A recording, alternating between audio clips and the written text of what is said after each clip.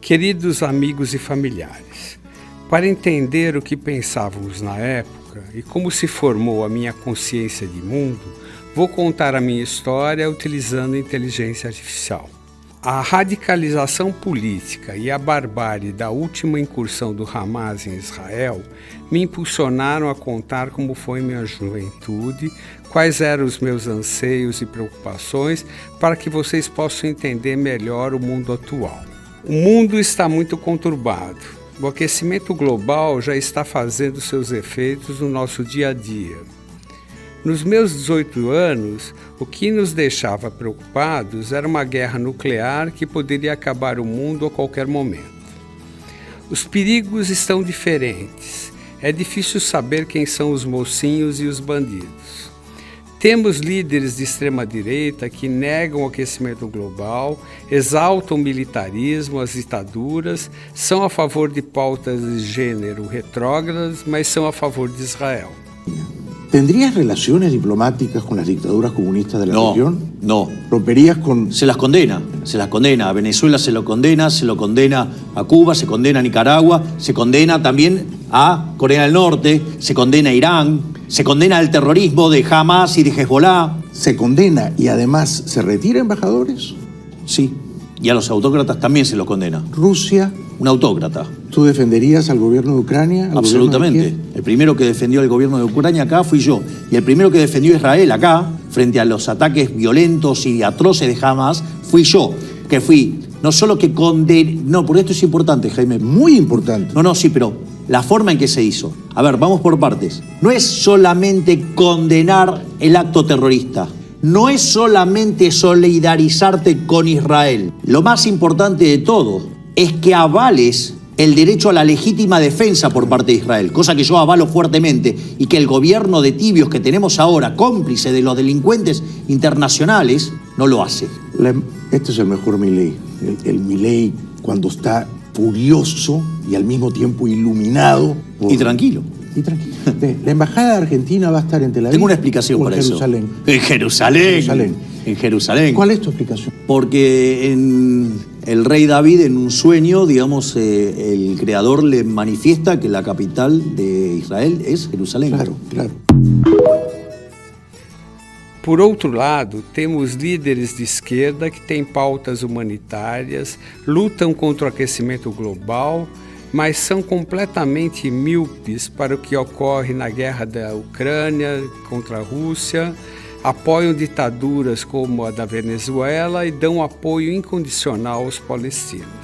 A solução do Estado de Israel é tão grave quanto foi a do Hamas, porque eles estão matando inocentes, sabe?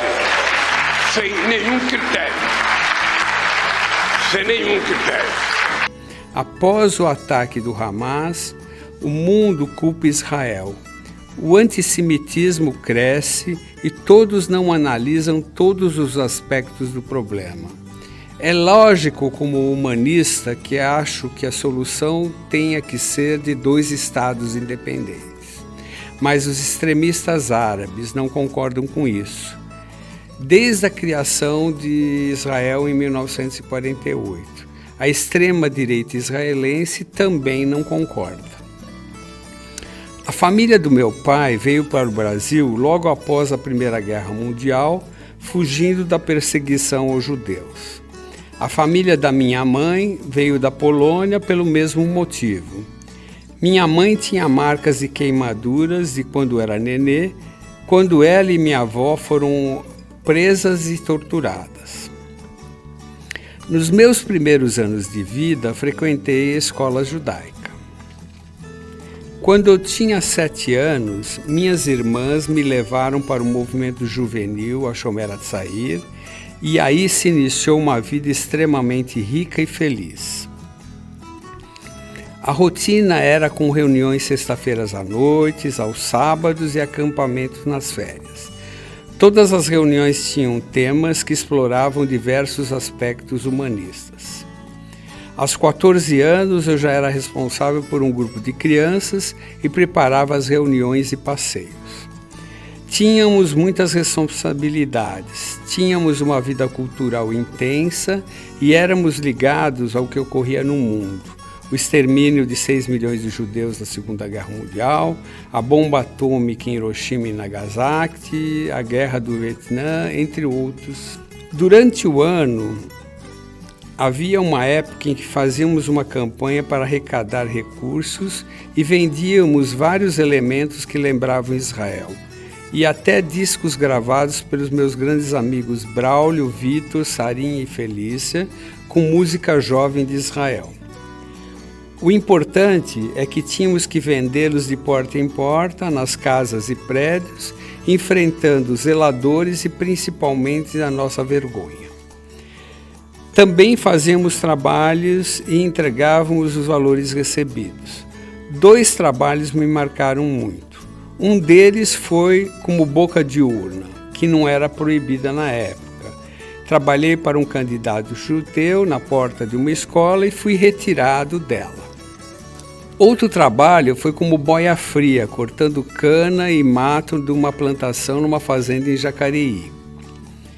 Viajávamos muito de carona e acabamos conhecendo muitos lugares do Brasil. Organizávamos toda a infraestrutura dos acampamentos, local, transporte, comida e conteúdo programático.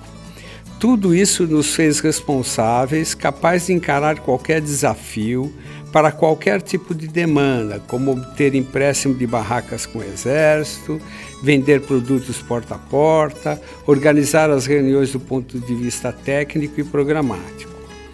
A nossa ideologia era sionista socialista, pois todo o país tem uma base grande de trabalhadores e poucos de elite.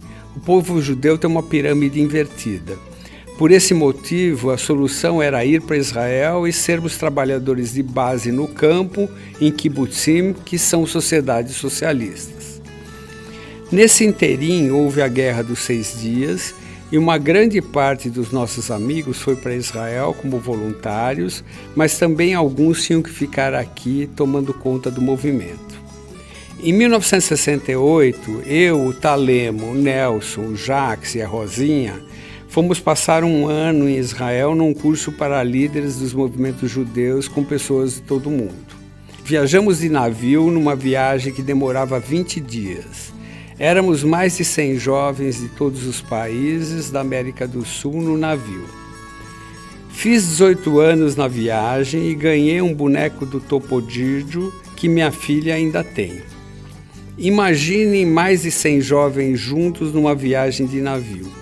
Fazíamos jogos de caça ao tesouro, aprontávamos muita bagunça e sacanagem com os argentinos e eles com a gente. Nos primeiros 6 meses em Israel, passamos em Jerusalém estudando e passeando muito pelo país. Os outros 6 meses passamos no kibbutz Revadim, onde trabalhei com um trator de esteira arando a terra. Todas essas vivências tornaram o nosso objetivo ideológico cada vez mais forte. Voltando de Israel, fui trabalhar no movimento no Rio de Janeiro. De manhã eu dava aula no colégio judaico, à tarde eu fazia o terceiro científico e à noite eu trabalhava no movimento. Éramos 7 jovens num apartamento na época da ditadura e dos movimentos subversivos. Era muito perigoso sermos confundidos com subversivos. Eu era o único que trabalhava fora e dava todo o dinheiro para nosso caixa comum, afinal éramos socialistas. Em 2011, nosso grupo de 20 pessoas fez uma grande festa de despedida, apresentando uma peça musical toda criada pelos meus amigos Braulio e Maurinho. Nos dividimos em 2 grupos e fomos fazer uma viagem antes de imigrar para Israel. Um grupo com um passeio aqui na América do Sul e outro que foi fazer um passeio na Europa. Eu e o Braulio, o Maurinho e a Belinha, a Lúcia, o Boris e o Nelson resolvemos atravessar os Andes numa Kombi, com 2 motoristas com cartas recentes, eu e o Braulio. Foi uma aventura incrível. De um lado a montanha, do outro lado o precipício. O piso escorregadio de pedras, nós estávamos do lado do precipício e no outro sentido ônibus e caminhões vindo em velocidade. Chegamos no Chile e participamos de uma manifestação pró-Allende. Voltando dessa viagem, embarcamos num navio para emigrar para Israel com muita emoção. Chegamos em Ziquim, um kibbutz a 3 quilômetros de Gaza. Fomos morar em quartos simples de madeira, com um banheiro externo comum. Inicialmente eu trabalhei colhendo mangas e depois fui trabalhar com as vagas, principalmente com ordenha de leite. Ao se aproximar a data de entrada no exército, resolvi que não queria participar de guerras e, além disso, tinha outros anseios de desenvolvimento pessoal. Na época, o kibbutz mandou o Braulio vir me convencer a ficar no kibbutz e em Israel. No final, o Braulio acabou voltando logo depois. Acho que eu convenci ele. Chegando no Brasil, o início foi bem difícil, pois éramos o modelo dentro do movimento e voltar representava que tinha algo errado. Espero que essa história ajude vocês a entender o nosso mundo, pois tudo que passei me tornou uma pessoa melhor. Abraços.